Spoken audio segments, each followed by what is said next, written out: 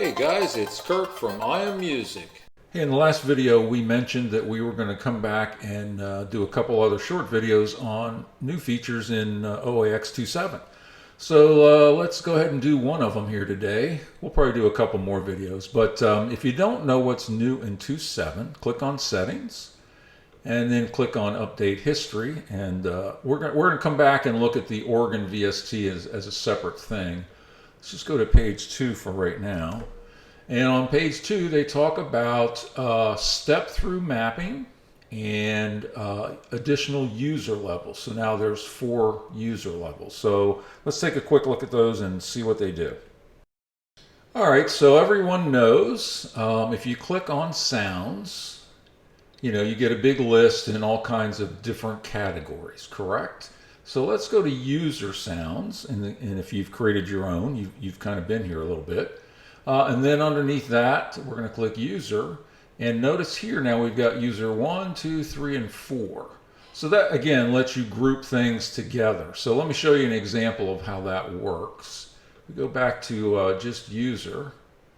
Wait a minute, expansion user. Here we go. Okay, so before we did this, I created 4 new sounds here: flute 1, 2, 3, and 4. Okay, and I called them that because I put them in user 1, 2, 3, and 4. Just make it simple to understand. So now if I click on user 1, notice I've got flute number 1.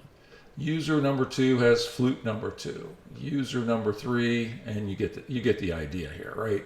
So how do you do that? It would be your next question, right? So let's go back to user, and let's just take this accordion here, all right? So over on the far right here, notice that we had got subgroups and assign. So I'm going to click the assign button, and notice now it becomes active, which now lets me go over here and click on one of these user groups, and that's where that sound will now show up. You could also map it to one of these sounds. So like this accordion, I certainly could put it over here under the main accordion group. But for now, because we're talking about the user 1, 2, 3, 4, let's just say that we want to add it to user number 1. And notice it now says that that particular sound was assigned to group 1.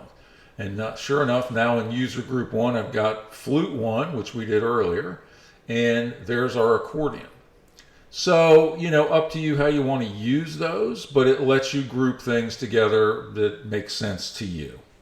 All right, now let's take a look at I think they called it step-through mapping. So you can't see it, but I just pushed the flute button over on the top right side of the console.